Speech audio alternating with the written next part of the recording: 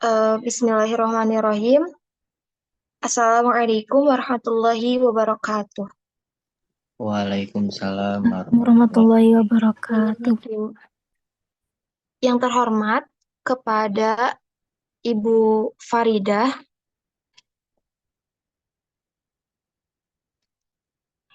SPMP, kepada ibu-ibu dan bapak yang telah hadir dan teman-teman sekalian.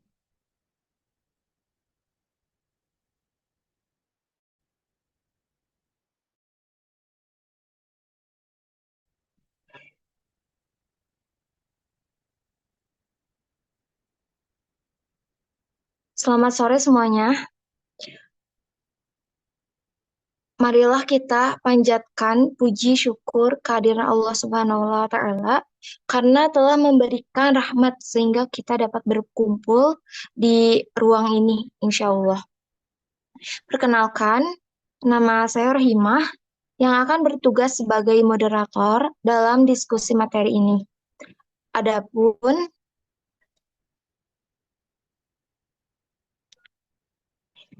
acara yang pertama yaitu pembukaan. Marilah kita buka acara ini dengan membaca Bismillah. Bismillahirrahmanirrahim.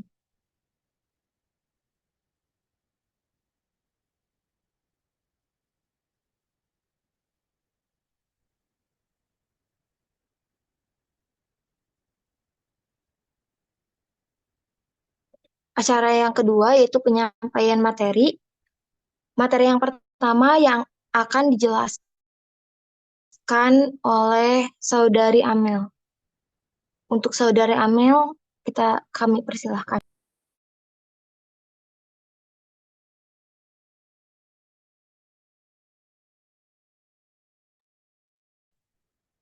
Oke, sebelumnya di sini saya akan menjelaskan tentang pendahuluan yang dimaksud dengan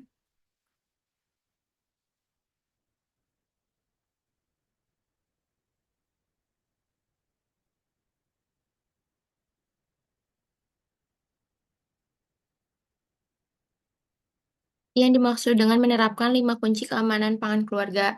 Di sini ada berdasarkan strategi pembangunan global, keamanan pangan terkait era dengan 2 dari 17 Sustainable Development Goal 2030 SDGs.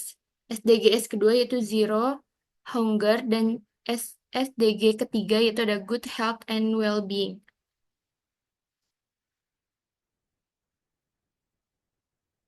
Di sini ada cara penerapan 5 kunci keamanan pangan keluarga. Ibu rumah tangga berperan dan mewujudkan pangan yang bergizi dengan cara, satu, ada membeli pangan yang aman, kedua, menyimpan pangan secara aman, ketiga, ada memasak pangan sampai matang, keempat, penyajian pangan secara aman, yang kelima, ada menjaga kebersihan.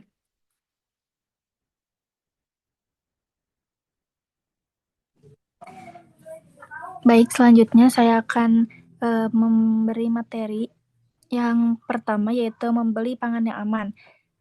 Adapun hal-hal yang perlu diperhatikan saat membeli pangan yang aman yaitu tempat pembelian pangan yang tempatnya bersih dan penjualnya yang bersih, seperti di supermarket, Carrefour, Swalayan, ataupun di Superindo. Lalu pilihlah penjual yang menyediakan pangan yang aman dan berkualitas.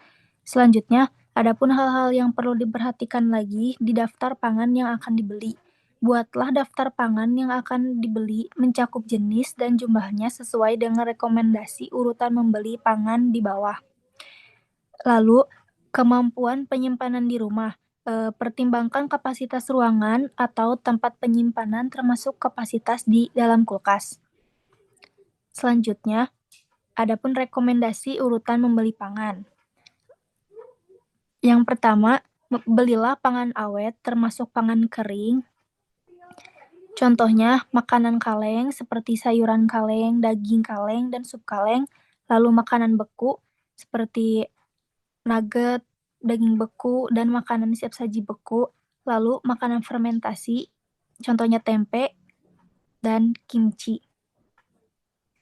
Selanjutnya, membeli pangan seperti rotian, susu, pangan segar atau pangan dingin, lalu pangan beku seperti daging atau daging unggas, dan yang terakhir ada pangan siap saji.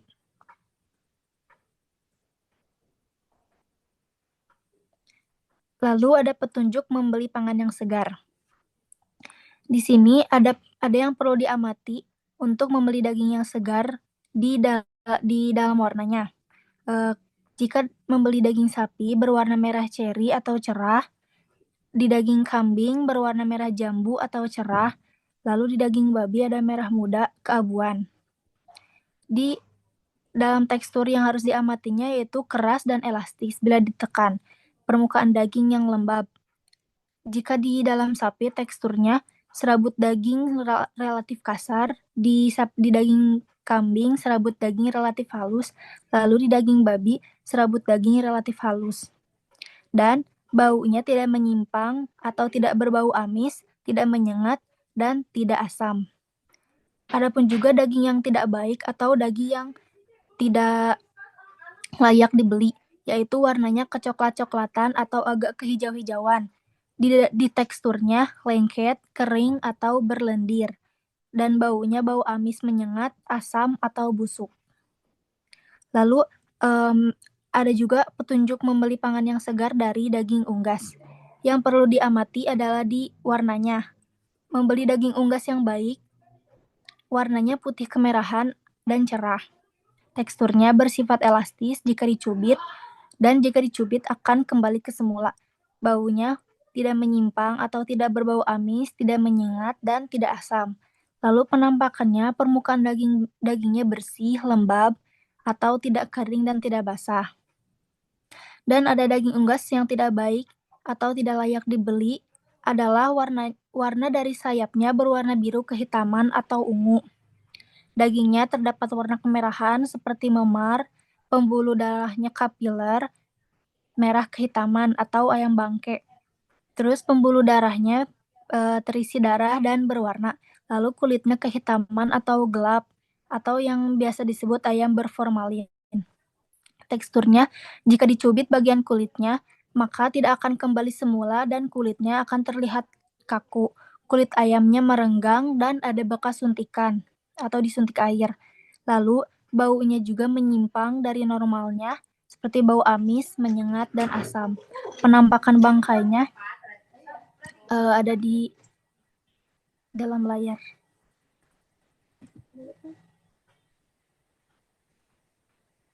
Ciri-ciri ikan segar, ikan baik, dan ikan tidak segar. Dari yang diamati, warna, tekstur, bau, dan penampakan. Nah, untuk ikan yang baik dalam warnanya dan tidak baik, ikan baik dari warnanya cerah, kulitnya, insangnya cerah, kulitnya cerah, sisik tidak mudah lepas, mata menonjol, hitam cerah mengkilat, selaput merah, mata jernih. Untuk ikan tidak segar, insang abu-abu, jika pucat, kusam, agak keputihan, kulit kering, kusam, sisik banyak yang lepas, mata berembun merah, tekung jika mata dan kupingnya tenggelam, seluruh dan tampak berlendir kuning. Teksturnya kenyal akan kembali ke bentuk semula jika ditekan, dan jika dipegang akan lemas, lunak, dan tidak kaku, tidak berlendir. Kalau ikan tidak baik, teksturnya lunak atau tidak kenyal dan tidak kembali ke bentuk semula jika ditekan. Jika dipegang, keras, kaku, dan tegang. Terus bau, kalau ikan baik tidak berbau menyengat. Kalau ikan tidak baik, bau amis kuat dan bau amoniak. Terus ciri-ciri kerang segar dan bisa yang diamati warna, tekstur, bau, dan penampakan. Bisa dibeli warna cerah sesuai warna asli, kenyal, tidak berlendir dan tidak lengket. Terus baunya normal, segar. Terus tekstur penampakan, jika bercabang maka cangkang tertutup dan tidak pecah, bersih, utuh. Jangan dibeli warna kusam menyimpang dari warna asli, teksturnya tidak kenyal, berlendir, lengket. Terus bau amis kuat. Terus penampakan jika bercakang, kondisi cangkang terbuka, terlihat kotor, tidak utuh.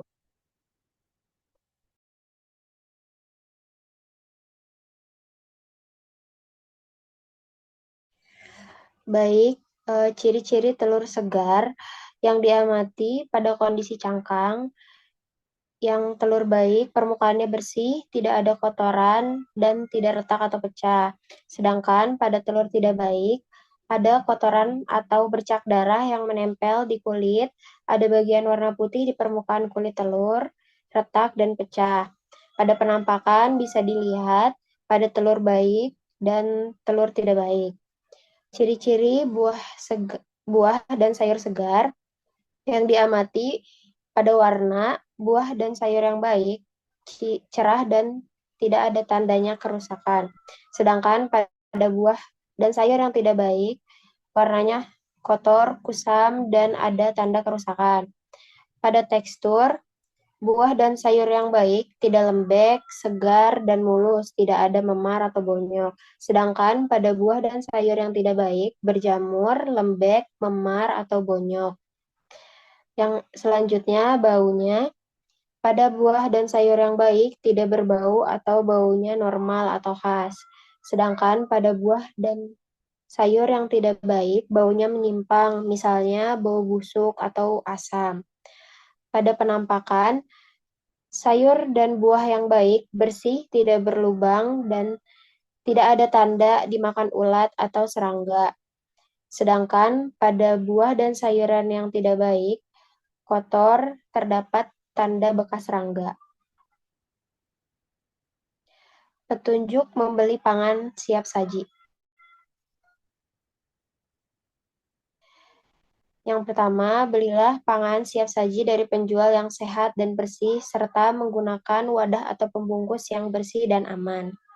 Hindari penggunaan kemasan dari bahan polistiren, busa, atau styrofoam untuk pangan yang panas dan berminyak. Jika memungkinkan, bawa wadah sendiri untuk mengurangi sampah plastik.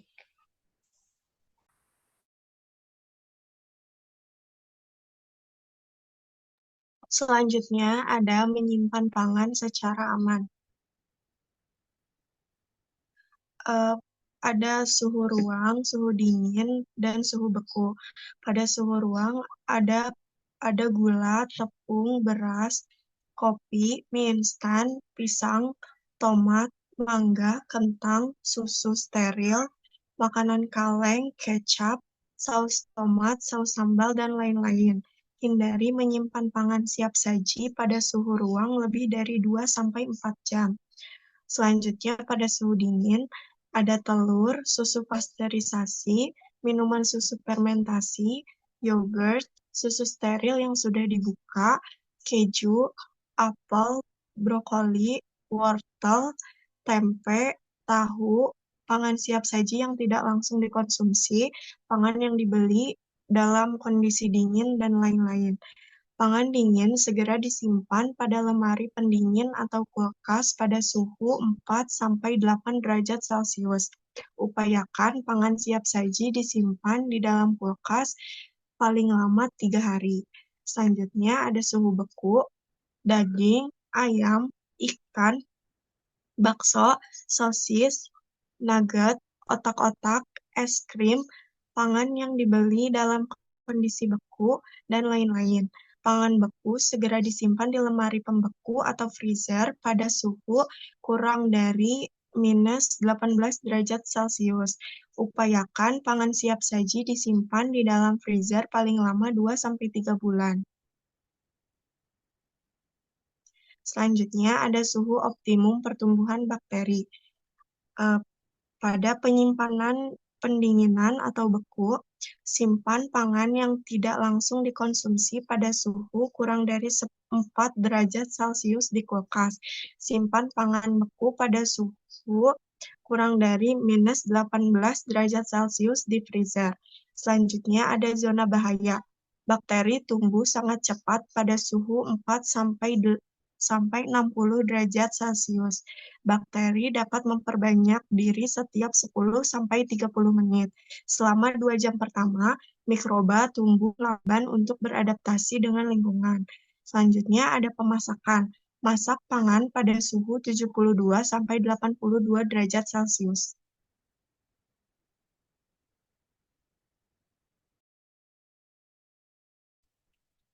Baik, selanjutnya yaitu memasak pangan sampai matang.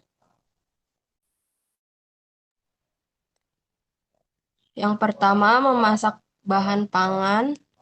Poin yang pertama, dua hal penting yang harus diperhatikan dalam memasak adalah suhu dan waktu pemasakan. Pastikan memasak bahan pangan sampai matang, khususnya daging, unggas, telur, dan ikan.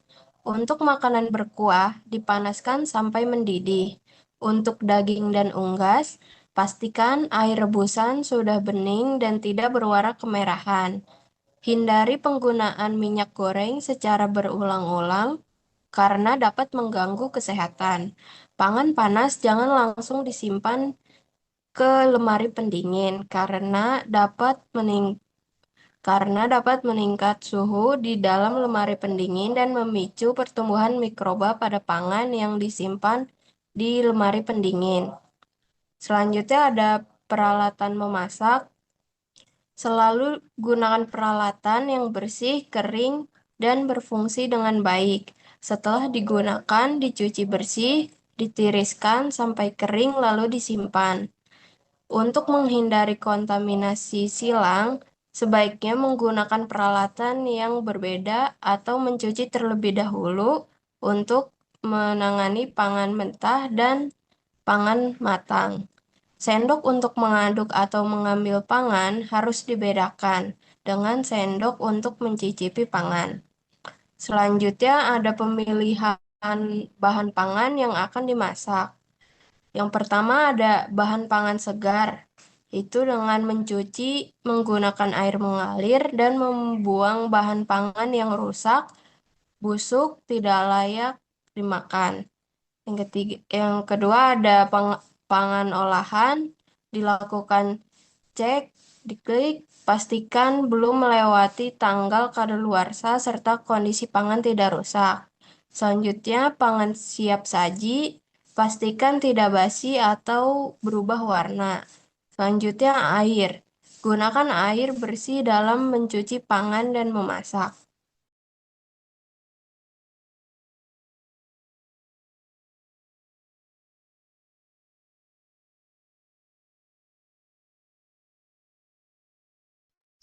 Baik, yang keempat itu ada menyajikan pangan secara aman. Sajikan pangan secara aman. Itu yang pertama, pangan segar yang langsung dikonsumsi harus dicuci dengan air bersih dan usahakan jika mungkin dibilas dengan air matang.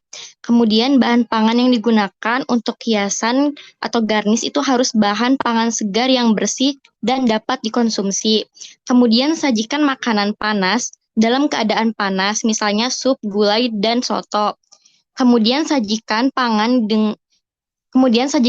dingin dalam keadaan dingin, misalnya es buah. Kemudian sajikan pangan beku dalam keadaan masih beku, misalnya es krim. Kemudian sajikan pangan dalam keadaan tertutup agar tidak dihinggapi oleh serangga seperti lalat.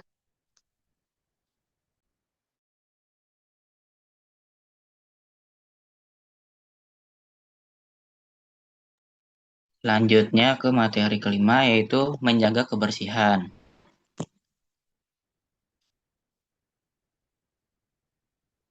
Nah, gimana sih cara mencuci tangan yang baik dan benar? Yang pertama itu basahi tangan dengan air bersih yang mengalir. Yang kedua, tuangkan sabun ke telapak tangan secukupnya. Yang ketiga, gosok sabun ke telapak tangan, punggung tangan, sela-sela jari, dan ujung kuku hingga berbusa selama 20 detik. Lalu dibilas hingga busa-busa tersebut hilang. Selanjutnya, yang kelima, keringkan dengan handuk lap bersih dengan kering. Terus kapan sih cuci tangan itu yang diperlukan? Nah, yang pertama itu setelah memegang telepon genggam. Kedua, setelah memegang uang. Yang ketiga, setelah membuang sampah. Yang keempat, setelah menyentuh hewan. Yang kelima, setelah dari kamar mandi. Yang keenam, setelah bersin dan batuk. Kenapa demikian? Karena tangan kita penuh dengan bakteri, sehingga bisa mengakibatkan penyakit, contohnya seperti diare. Selanjutnya, sebelum memegang pangan dan setelah memegang pangan segar seperti telur, ikan, dan daging. Kenapa demikian? Karena pangan harus tetap bersih, terhindar dari kontaminasi dari bakteri-bakteri jahat. Next. Nah, bagaimana sih dapur bersih itu? Yang pertama, permukaan bagian-bagian dapur seperti dinding, meja, lemari, rak, kompor, dan lain-lain, semua bersih dan kering. Lalu bersihkan permukaan dengan bahan pembersih yang sesuai, terutama pada permukaan yang kontak dengan pangan. Lalu peralatan pengolahan dan memasak, seperti pisau, telenan, panci, wajan, dan lain-lain. Semua bersih dan kering. Selanjutnya, peralatan dapur tertata dan tersimpan rapi sehingga terhindar dari kotoran. Karena tidak ada sampah dan bau tak sedap yang dapat mengundang serangga. Lalu, sampah dipisah menurut jenisnya dan dibuang pada tempatnya. Karena tidak ada tumpukan barang, ceceran pangan, dan genangan air. Selanjutnya, barang, bahan, dan air berceceran dapat menjadi sarang hama. Kenapa demikian? Karena itu tidak ada tumpahan atau kontaminasi bahan pembersih atau pembasmi hama. Selanjutnya, bahan pangan dan peralatan yang sudah bersih harus terhindar dari kontaminasi bahan pembersih atau pembasmi hama. Selanjutnya, saluran pembuangan air lancar dan tertutup sehingga tidak memungkinkan hama masuk dan bersarang.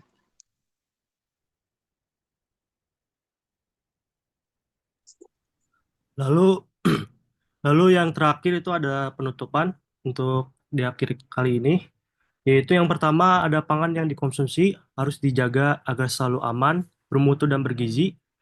Lalu yang kedua, selalu menjalankan 5 kunci keamanan pangan dalam keluarga.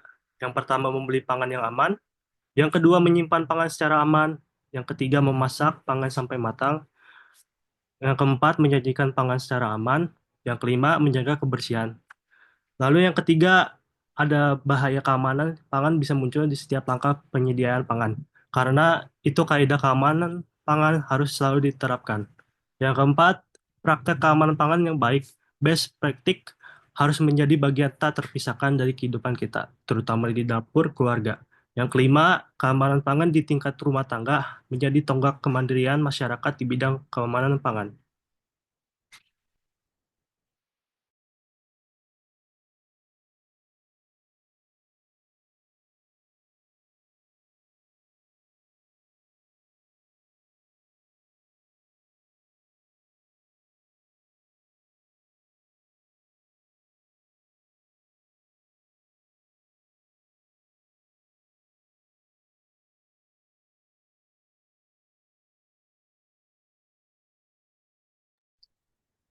Terima kasih kepada teman-teman yang sudah menyampaikan materinya. Selanjutnya yaitu sesi pertanyaan untuk para ibu-ibu atau teman-teman yang mau bertanya untuk dua orang penanya. Silahkan. Jika ada yang masih ragu-ragu dan ingin ditanyakan, silakan untuk ditanyakan.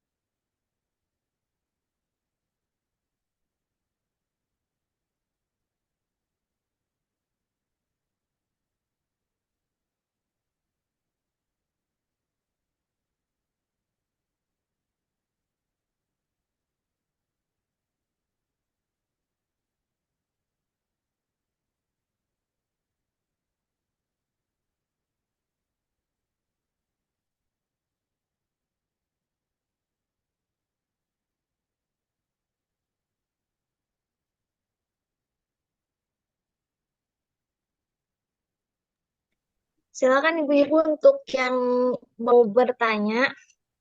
Dan kalau misalnya mungkin ada dari teman-teman penyampaian materinya yang masih kurang dan ingin memperjelas, silakan untuk bertanya.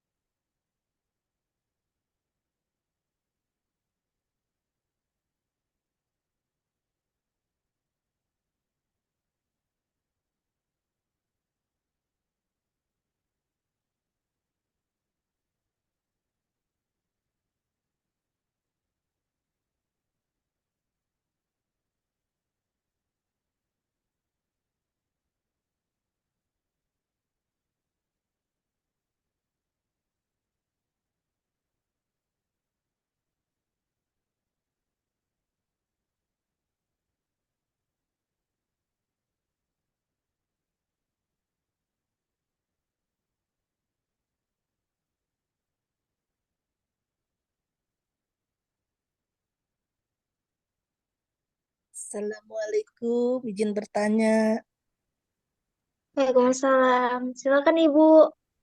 bagaimana cara menyimpan bahan makanan agar tetap aman?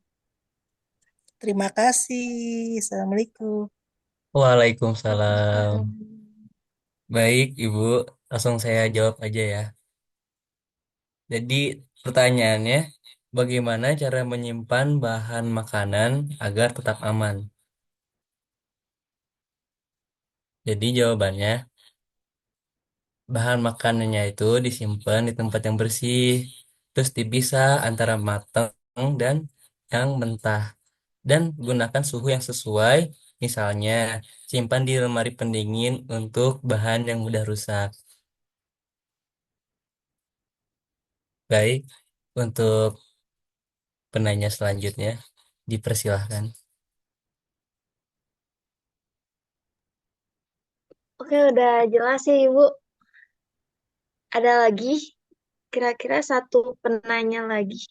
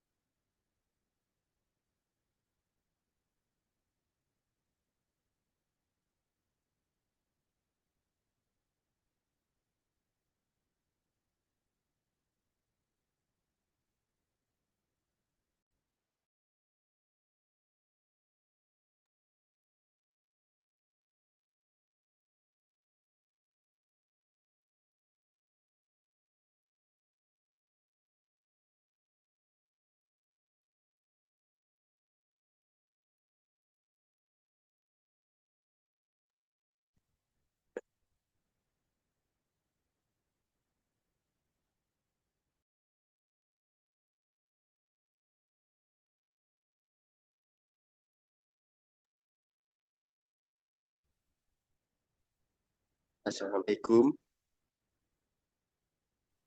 Waalaikumsalam. Izin bertanya, Baik.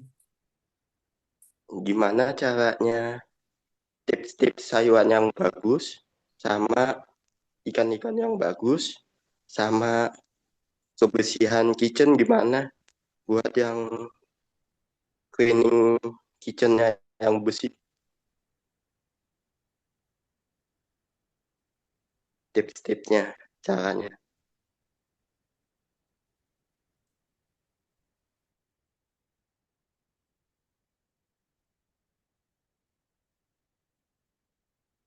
Baik, kami tampung dulu ya sebentar.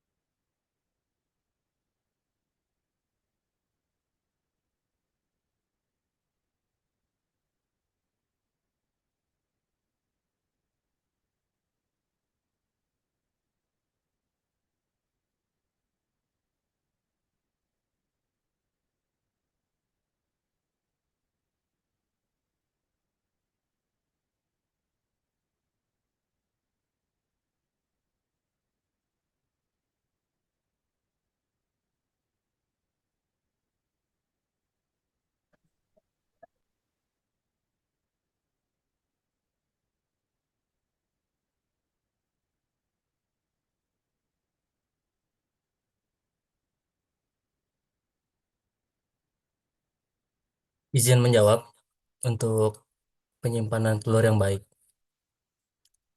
Yang pertama, dipastikan untuk memilih telur yang berkualitas, hindari cangkang yang rusak, dan memilih cangkang yang bagus dan utuh.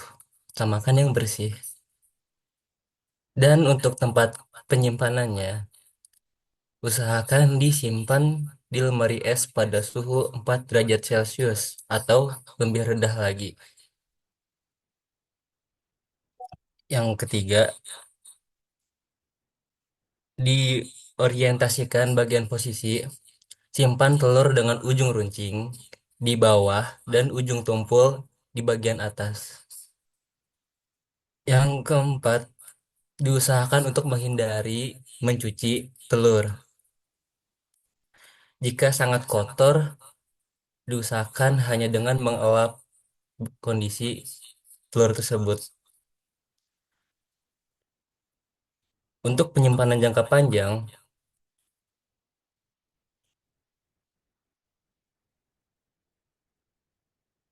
simpan di kulkas dan konsumsi dalam 1 minggu. Jangan simpan telur rebus di freezer karena teksturnya akan berubah. Dan dijauhkan dari bau yang menyengat.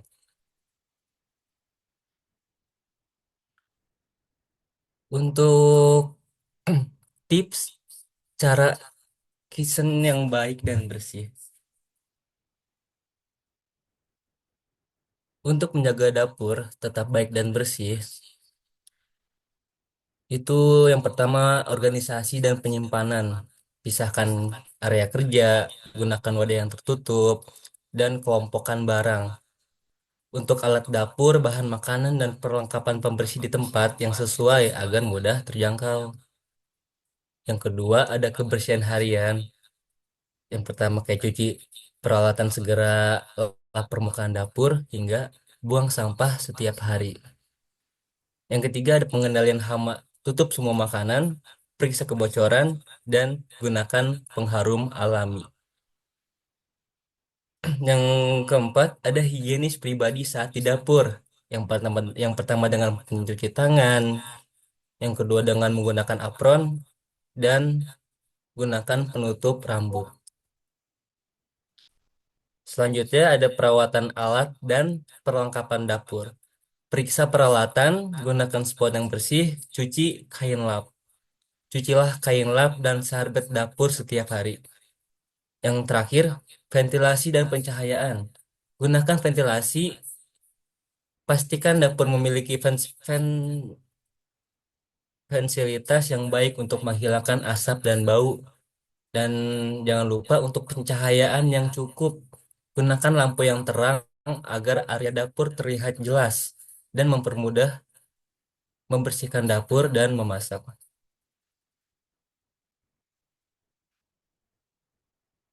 Mungkin cukup sekian dari saya. Untuk sayuran belum dijawab, Mas. Oh, baik, maaf kelewat. Untuk menjaga tips sayuran yang baik ya. Ya, betul. Menjaga sayuran yang baik tidak jauh berbeda dengan memilih telur yang baik. Bentar ya. Dan ikannya, cara ikan strip ikannya. Baik, Kak.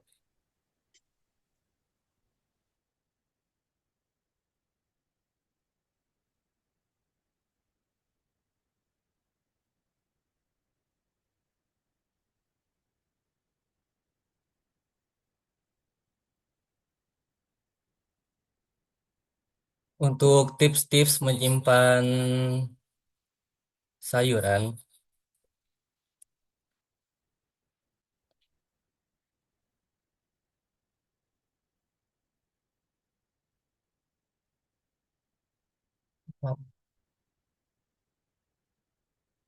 untuk penyimpanan umum itu cuci sebelum disimpan. Jangan dicuci sayuran sebelum disimpan karena kotoran sulit dibersihkan. Jika dicuci, keringkan terlebih dahulu untuk mencegah kelembapan berlebih yang bisa menyebabkan pembusukan. Gunakan wadah atau kantong plastik berlubang untuk menjaga kelembapan tanpa membuatnya terlalu basah.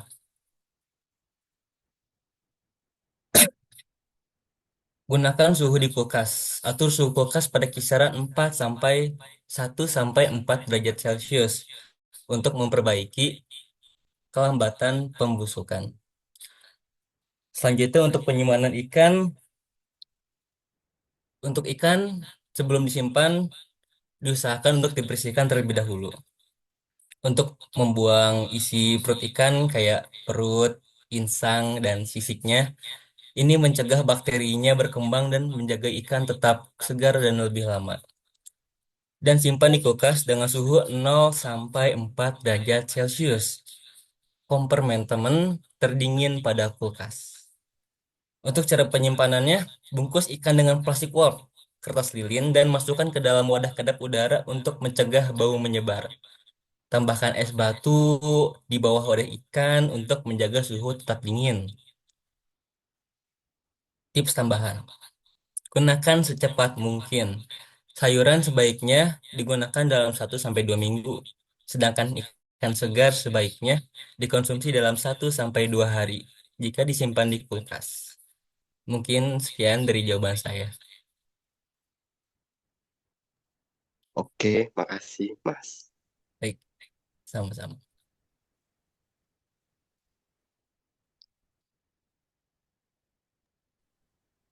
Baik. Terima kasih.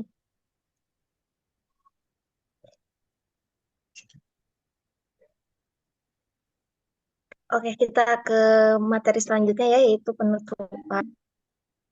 Demikian presentasi dari kelompok kami. Mari kita tutup presentasi hari ini dengan membaca hamdalah. Alhamdulillahirabbil alamin. Saya sebagai moderator, mohon maaf bila ada kesalahan. Saya izin untuk undur diri. Wassalamualaikum warahmatullahi wabarakatuh. Waalaikumsalam.